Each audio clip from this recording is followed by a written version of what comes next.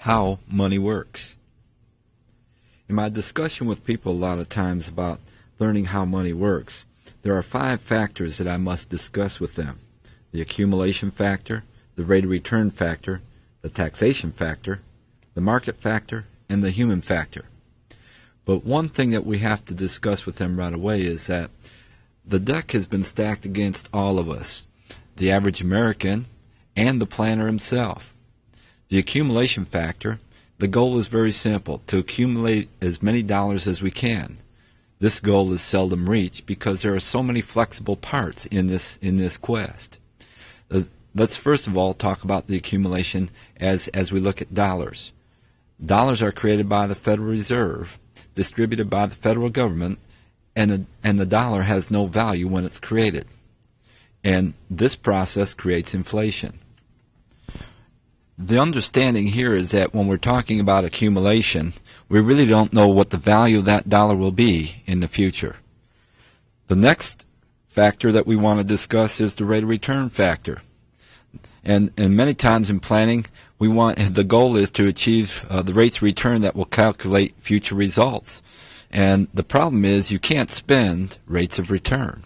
And it's misleading and misunderstood, as we've discussed before, and it's unpredictable. After all, every day has a rate of return. Another factor that we need to discuss with the client is the taxation factor. And the goal here is to reduce the taxation and retain more money for ourselves in the future.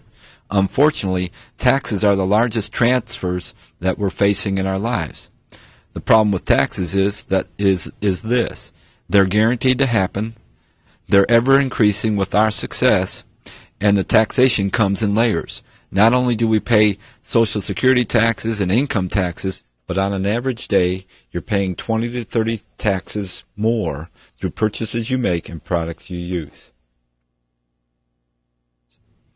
So taxation factor is flexible too, and we have a hard time when it comes to have a discussion about future numbers when we're using the accumulation factor, the rate of return factor, and the taxation factor. The next factor that we must discuss is the market factor. Sometimes planners try to make sound decisions based on market movement. Well, what's been the average for the last year? What's been the average for the last 2 years? Well, markets are measured on volume and pricing, and that's different from what you get to take home after you earn money in the marketplace. See, you can't spend volume, and inflation drives volume up automatically. So the market factor is simply by saying, the market went up 60 points today, therefore I feel good, really doesn't have any effect on your rates of return and what the market is doing and your future. And finally, we have to discuss the human factor. Of course, the goal there is to simply be rich.